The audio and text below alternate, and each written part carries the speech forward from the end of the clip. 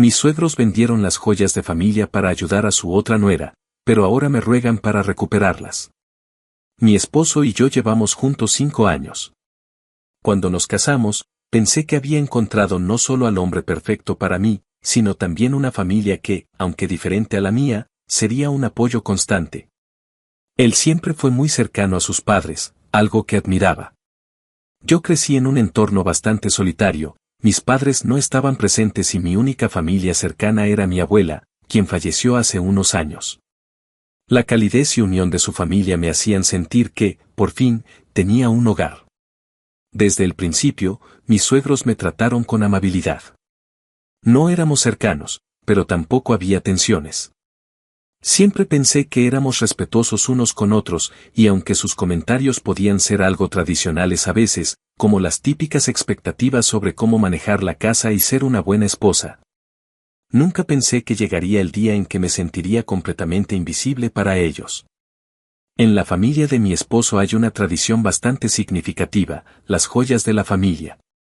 Estas incluyen un anillo de compromiso que perteneció a la abuela de mi esposo, un collar de perlas finas que había sido un regalo de bodas hace más de 80 años, y unos pendientes de zafiros azules que, según mi suegra, eran el alma de las mujeres de esta familia. Desde que me comprometí con mi esposo, su madre mencionó en varias ocasiones que esas joyas serían mías algún día.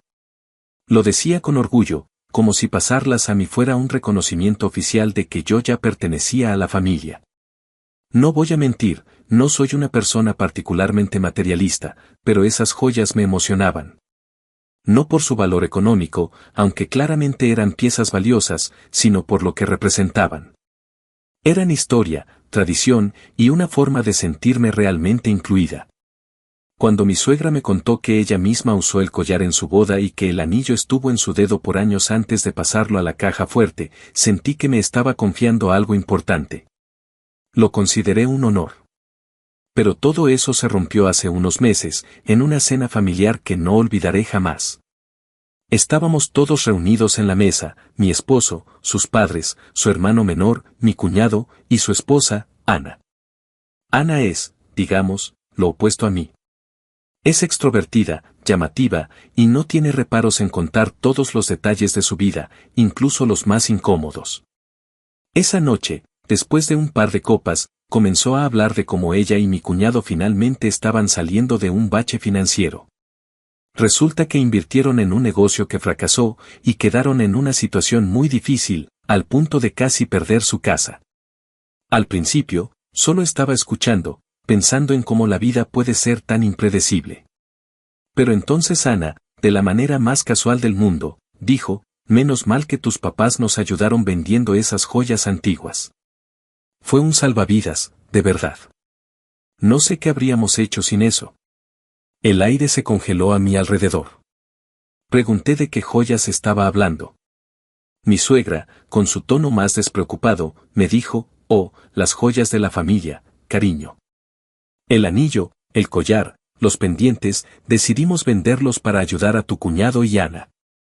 La familia siempre está primero. Lo dijo con tal naturalidad, como si no hubiera absolutamente nada que cuestionar. Intenté procesar lo que acababa de escuchar. Esas joyas no solo eran valiosas, sino que eran una promesa. Eran parte de mi historia también, o al menos eso pensé. Le dije a mi suegra que esas joyas eran un legado, algo que me había prometido a mí, no para ser vendidas como si fueran cualquier objeto. Su respuesta me dejó sin palabras, querida, no las estabas usando. No tiene sentido que algo tan valioso esté guardado cuando puede ayudar a alguien que lo necesita. Además, ¿tú aún no las necesitas, o sí? Me quedé helada. Intenté mantener la calma, pero podía sentir mis manos temblando bajo la mesa. Esa noche, al llegar a casa, mi esposo y yo tuvimos una de las discusiones más grandes que hemos tenido en nuestra relación. Le pregunté cómo pudo permitir que sus padres hicieran algo así sin siquiera consultarme. Su respuesta fue tan indiferente que me dolió aún más, no lo veo como un problema. Las joyas no eran algo que usaras, y mi hermano estaba en problemas. Era lo correcto. ¿Lo correcto? ¿Sin siquiera decirme nada? sin darme la oportunidad de opinar o siquiera estar al tanto. Me sentí traicionada. No solo por mis suegros, sino también por mi esposo. Siempre pensé que éramos un equipo, que nuestras decisiones se tomaban juntos, pero esa noche me di cuenta de que, para él, la opinión de sus padres sigue teniendo más peso que la mía. Intenté hablar nuevamente con mis suegros, esperando que entendieran lo mucho que me dolió lo que hicieron. Pero fue inútil. Mi suegra me trató como si estuviera exagerando, como si mis sentimientos fueran un inconveniente menor. Dijo algo como, cariño, no puedes quedarte atada a las cosas materiales. Lo importante es que la familia esté unida. ¿Cómo puede la familia estar unida si no te sientes parte de ella? Desde esa noche, todo se ha sentido diferente. No puedo mirar a mis suegros sin recordar lo poco que valoraron mi lugar en la familia. Mi relación con mi esposo también ha cambiado. Hay un muro entre nosotros que no estaba ahí antes. Estoy considerando distanciarme, no solo de sus padres, sino también de él. Pero al mismo tiempo, me siento atrapada. No quiero perder a la persona que amo, pero tampoco puedo ignorar lo que esto dice de cómo me ven él y su familia. Estoy tan perdida. ¿Estoy exagerando? ¿O esto realmente es una señal de algo más profundo? Actualización 1. Han pasado unos meses desde que descubrí lo de las joyas, y honestamente, las cosas no han mejorado. Más bien, siento que se han desmoronado aún más. Desde aquella noche en la cena familiar, he intentado enterrar la molestia, pensando que con el tiempo lo superaría. Pero no puedo. Es como si ese momento estuviera constantemente presente, en mi cabeza, en mi relación con mi esposo, incluso en las interacciones más triviales con mis suegros. Al principio, intenté seguir actuando como si todo estuviera bien, sobre todo porque mi esposo me pedía que no hiciera un drama de esto. Esas fueron sus palabras exactas, no hagas un drama, cariño. Es algo que ya pasó y no podemos cambiarlo. Pero no era tan simple. Cada vez que veía a mis suegros o escuchaba a mi cuñada hablar sobre cómo la familia siempre está ahí para apoyarse, sentía una mezcla de rabia y resentimiento que me costaba controlar. Empecé a notar pequeños cambios en mí. Dejé de sentirme cómoda en las reuniones familiares. Cuando estábamos todos en la misma habitación, me sentía invisible, como si estuviera ahí solo como espectadora de una dinámica donde claramente no era una prioridad. Hubo un día en especial que me marcó. Durante una comida, mi suegra comenzó a hablar sobre cómo Ana, mi cuñada, estaba trabajando tanto para ayudar a estabilizar su situación financiera. Todos en la mesa, incluido mi esposo, la elogiaron como si fuera una heroína. Yo simplemente me quedé callada, sintiéndome como una extraña entre ellos. Esa noche, cuando regresamos a casa, no pude más. Le dije a mi esposo que necesitábamos hablar seriamente sobre todo lo que había pasado, no solo sobre las joyas, sino sobre lo que representaba. Le expliqué que para mí, las joyas eran un símbolo de aceptación, de que realmente me veían como parte de la familia. Al venderlas, y hacerlo sin siquiera consultarme, sentí como si estuvieran diciendo que mi lugar era prescindible. Su respuesta fue un golpe en el estómago, es que estás exagerando. No entiendo por qué le das tanto valor a algo material. Además, las joyas nunca fueron realmente tuyas, eran de mis padres. Nunca fueron realmente mías. Esa frase me dolió más de lo que quiero admitir. ¿Así veía nuestro matrimonio? Que nada me pertenecía realmente, que todo era de ellos, de su familia, y yo solo era un complemento secundario. Después de esa conversación, decidí que necesitábamos ayuda. Le propuse ir a terapia de pareja, porque honestamente, no sabía cómo seguir adelante si él no entendía lo importante que esto era para mí. Al principio, se mostró reacio. Dijo que no veía la necesidad, que no teníamos problemas reales, solo diferencias de perspectiva. Pero insistí. Le dije que, para mí, esto no era solo una diferencia de perspectiva, sino una herida que estaba afectando nuestra relación. Finalmente aceptó, aunque no con mucho entusiasmo. Empezamos la terapia unas semanas después. Fue incómodo al principio, especialmente porque él claramente no quería estar ahí. La terapeuta nos pidió que habláramos de lo que sentíamos, sin interrumpirnos ni juzgarnos. Cuando llegó mi turno, le expliqué todo, cómo me sentí traicionada, cómo las joyas representaban mucho más que objetos materiales para mí, y cómo su indiferencia hacia mis sentimientos había sido lo más doloroso de todo. Él escuchó en silencio, pero cuando le tocó responder, volvió a repetir lo mismo de siempre: no entiendo por qué le das tanta importancia. La familia necesitaba ayuda, y mis padres hicieron lo que creyeron mejor. No tiene sentido seguir dándole vueltas.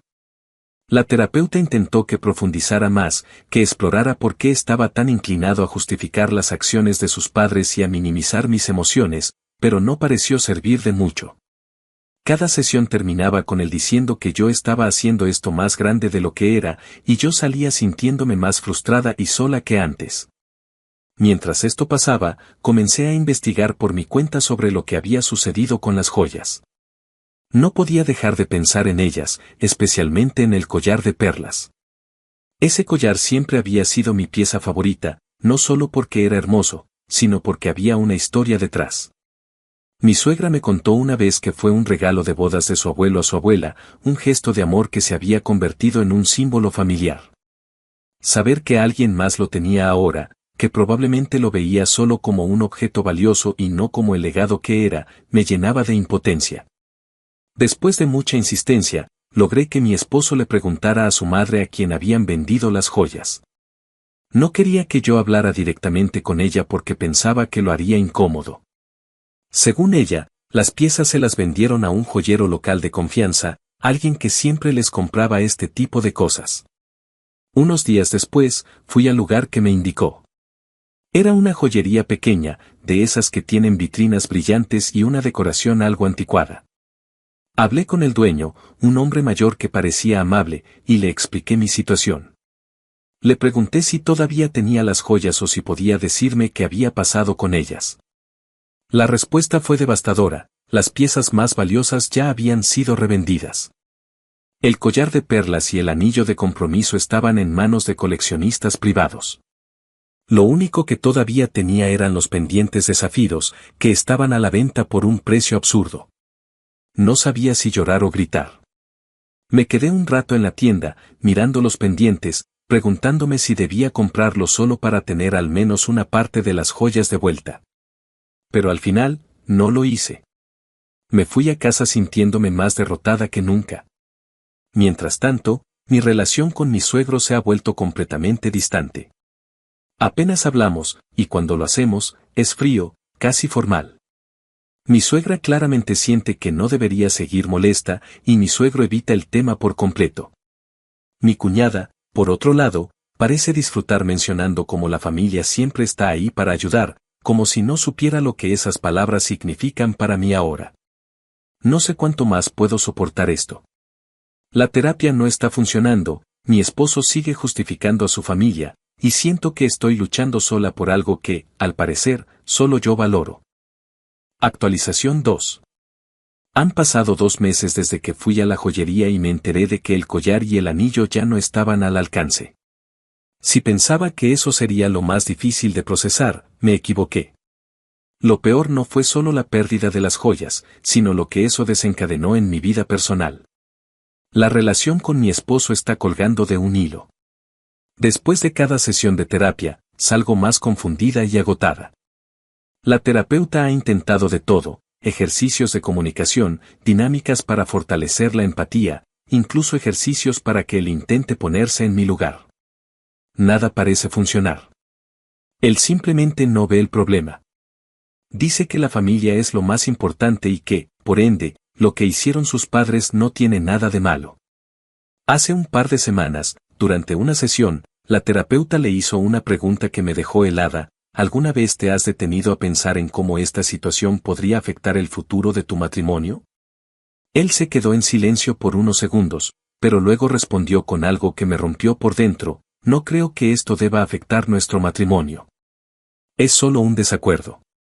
Si esto termina siendo un problema tan grande, entonces tal vez el problema no sean las joyas, sino nuestras prioridades como pareja. En ese momento, supe que había algo fundamentalmente roto entre nosotros.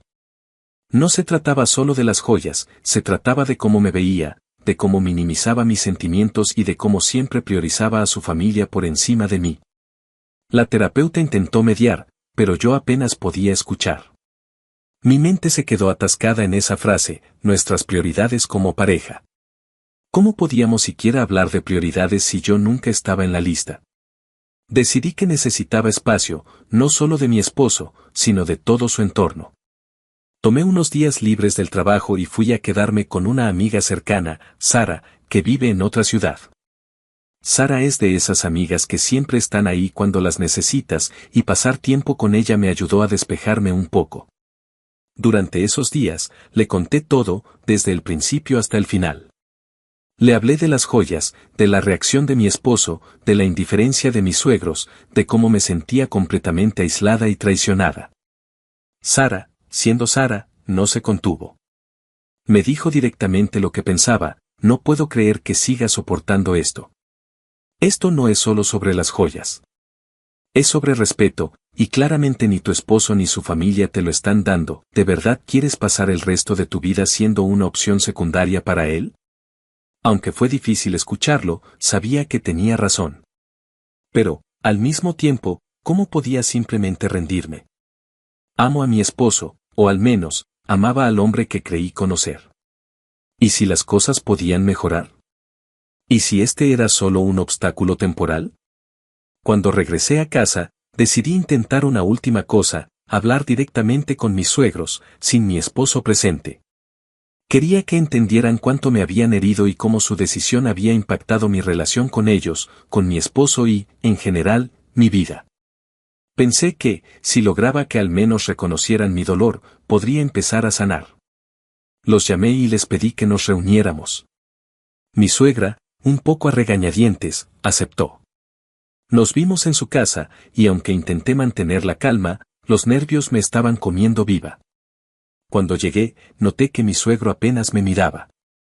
Mi suegra, por otro lado, tenía esa expresión que conocía bien, una mezcla de condescendencia y fastidio. Les expliqué, una vez más, cómo me había sentido traicionada y excluida. Les hablé de lo que las joyas significaban para mí y cómo me habían prometido algo que, en el fondo, nunca tuve la oportunidad de valorar como mío. Les pedí que entendieran que no se trataba del dinero o del objeto en sí, sino de lo que representaba.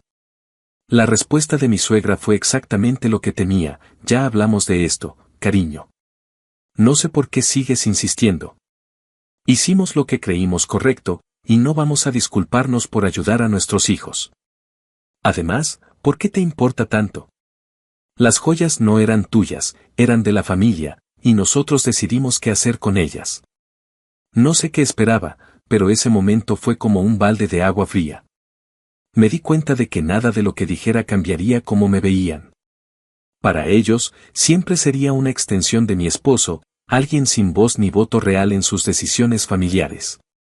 Lo que no esperaba era lo que ocurrió después. Justo cuando estaba por irme, mi cuñada llegó. Al parecer, venía de hacer algunas compras y no sabía que yo estaba ahí.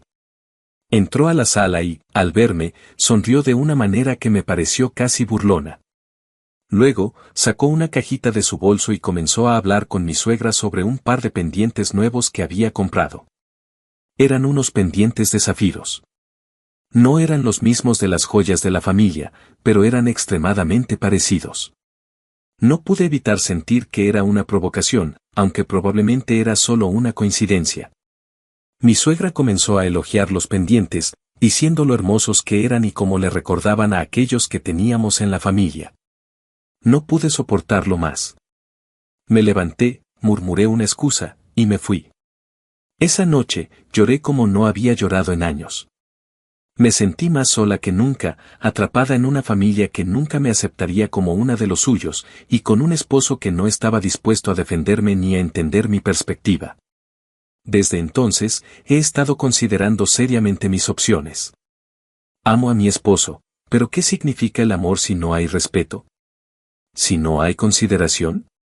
Sigo yendo a terapia, pero ahora lo hago sola. Mi terapeuta me ha ayudado a darme cuenta de que, al final, no puedo obligar a los demás a cambiar. Solo puedo decidir cómo quiero reaccionar y qué límites quiero poner. Por ahora, he decidido enfocarme en mí misma. Mi esposo sabe que necesito espacio, aunque no parece tomárselo muy en serio. No estoy lista para tomar una decisión definitiva, pero algo dentro de mí me dice que el tiempo para hacerlo se acerca. Actualización 3. No estaba preparada para lo que vino después. Las semanas siguientes a mi última reunión con mis suegros se sintieron como una montaña rusa emocional que no tenía fin.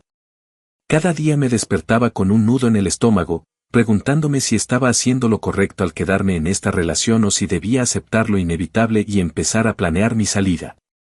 Pero, como siempre, había algo que me retenía. Supongo que parte de mí seguía esperando un cambio.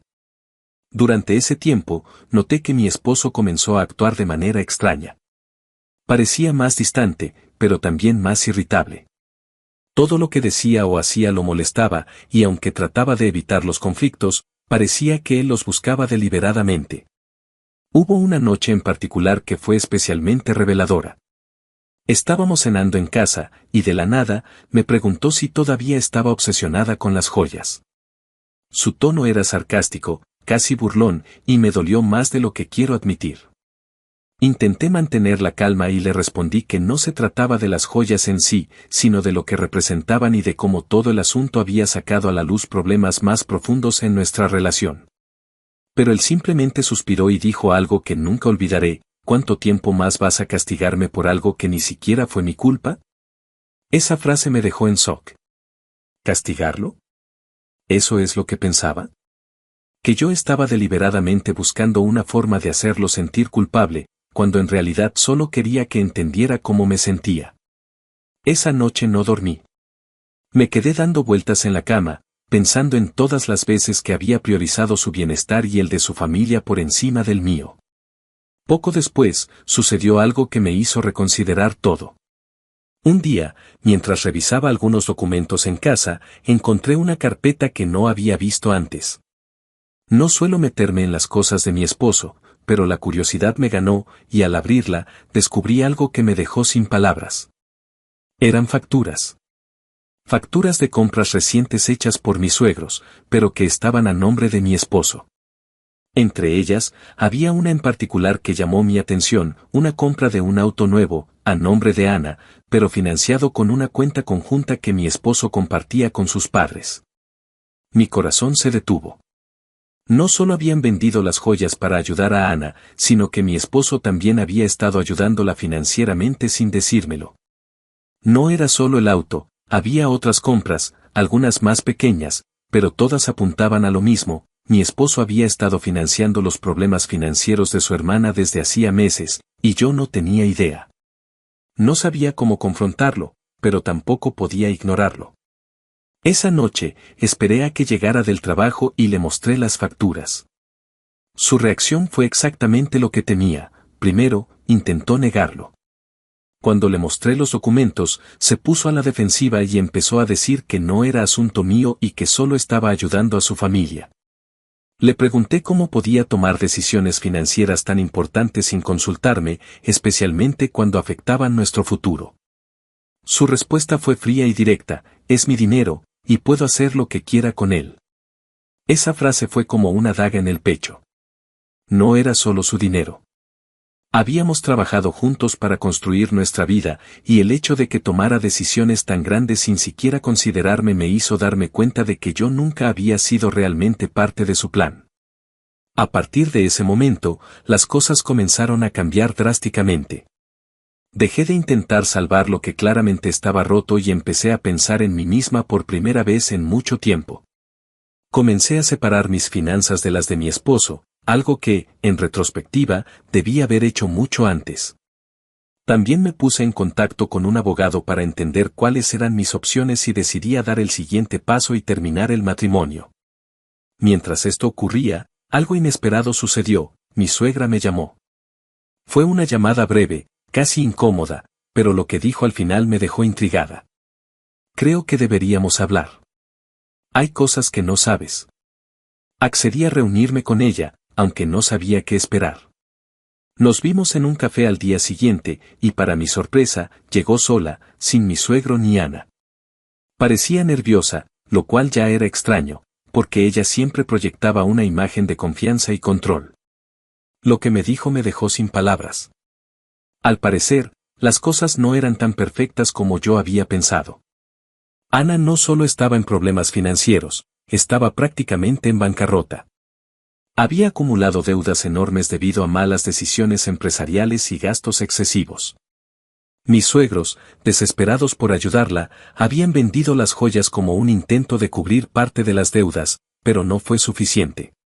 Lo más impactante fue enterarme de que mi esposo estaba mucho más involucrado de lo que yo sabía. No solo había estado financiando sus compras recientes, sino que también había firmado como aval para uno de los préstamos de Ana, un préstamo que ahora estaba en riesgo de impago. Si Ana no pagaba, mi esposo sería legalmente responsable de cubrir esa deuda. Le pregunté a mi suegra por qué me estaba contando esto ahora, y su respuesta me dejó perpleja, porque necesitamos tu ayuda. Si no hacemos algo, podríamos perderlo todo. No sabía si reír o llorar. Después de todo lo que me habían hecho, ¿ahora venían a pedirme ayuda? Esperaban que yo estuviera dispuesta a salvarlos, cuando ellos nunca habían mostrado el más mínimo interés en protegerme o en incluirme en sus decisiones. Me quedé en silencio durante unos segundos, tratando de procesar todo.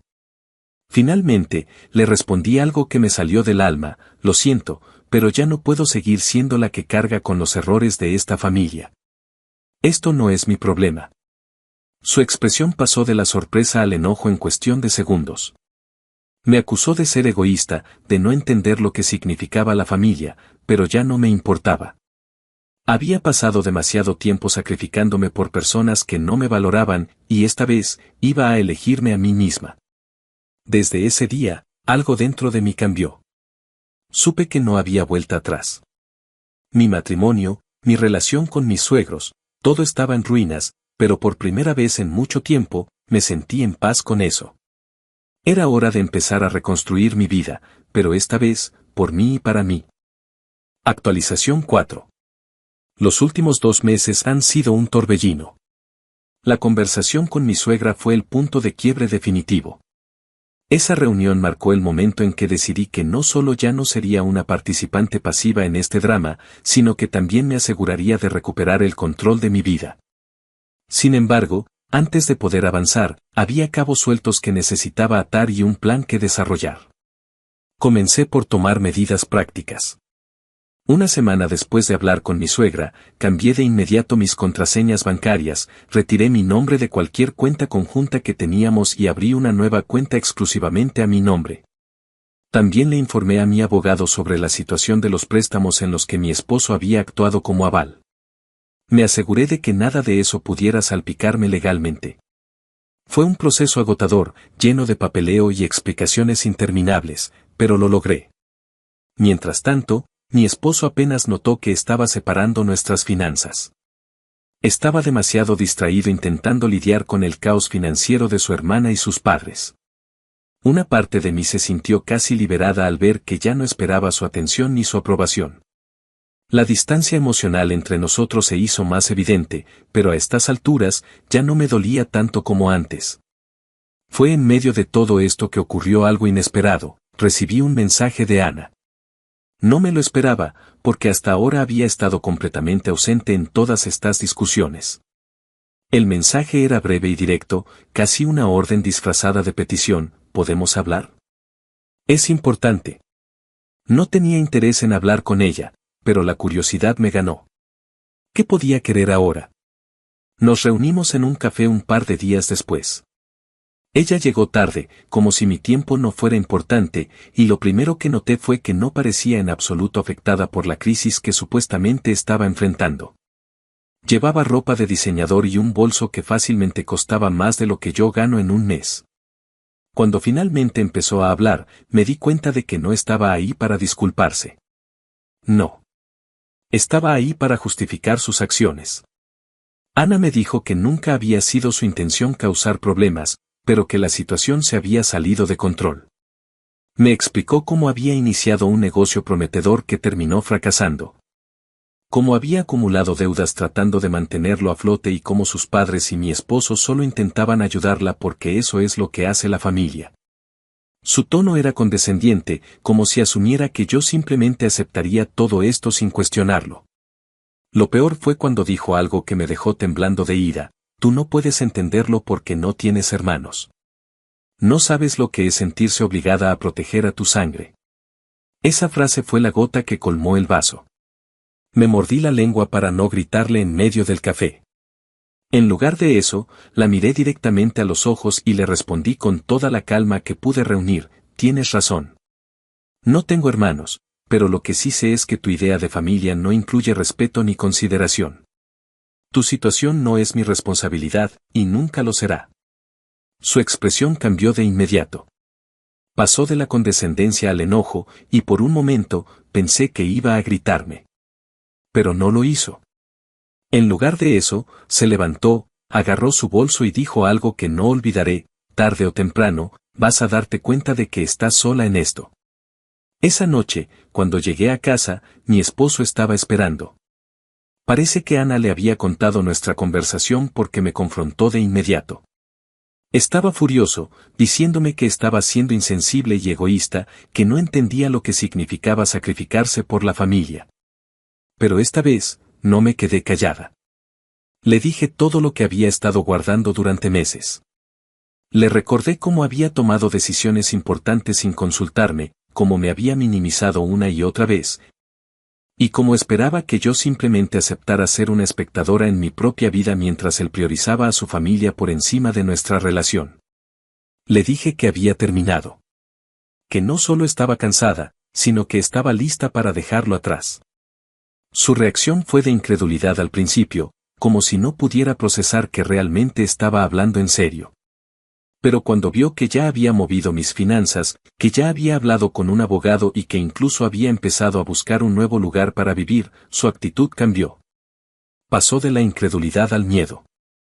Intentó pedirme que lo reconsiderara, que trabajáramos juntos para superar esto. Pero ya era demasiado tarde. Le dije que había tenido su oportunidad y que la había desperdiciado. En las semanas siguientes, comencé a hacer los arreglos para mudarme. Encontré un pequeño apartamento que no era nada lujoso, pero era mío. Lo decoré a mi gusto, con cosas simples pero significativas que me hacían sentir tranquila y en paz. Fue un proceso terapéutico, empezar de nuevo desde cero, pero cada día que pasaba me sentía más fuerte y más segura de mi decisión. Mientras tanto, mis suegros seguían intentando reparar las cosas. Mi suegra me llamó varias veces, primero para intentar convencerme de que me quedara, y luego para culparme de abandonar a la familia en su momento de necesidad. Incluso mi suegro, que siempre había sido más callado, me envió un mensaje diciéndome que estaba cometiendo un error. Pero lo que realmente marcó el inicio de mi venganza fue lo que descubrí mientras revisaba unos documentos finales antes de mudarme. Encontré copias de correos electrónicos entre mi esposo y un abogado, en los que discutían la posibilidad de poner a mi nombre una de las deudas de Ana como un favor familiar.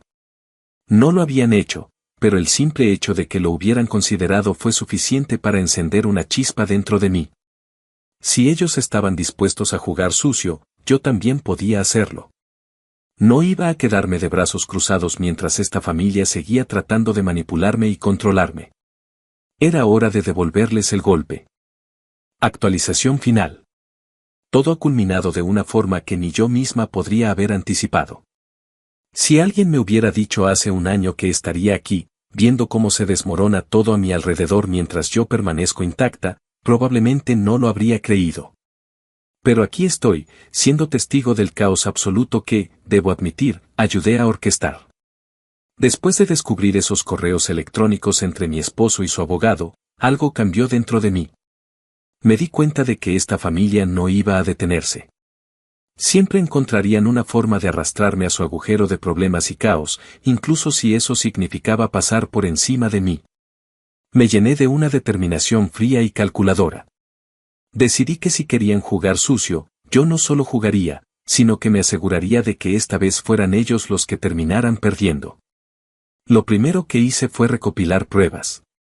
Pasé semanas revisando cuidadosamente cada documento, cada correo electrónico, cada transacción financiera en la que mi esposo o su familia estuvieran involucrados.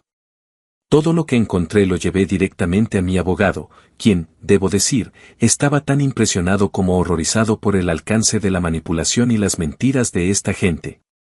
Entre los documentos había pruebas de que mi esposo había falsificado mi firma en una solicitud de préstamo, algo que no solo era inmoral, sino ilegal. Eso era todo lo que necesitaba para tomar el control de la situación. Mi abogado y yo trazamos un plan.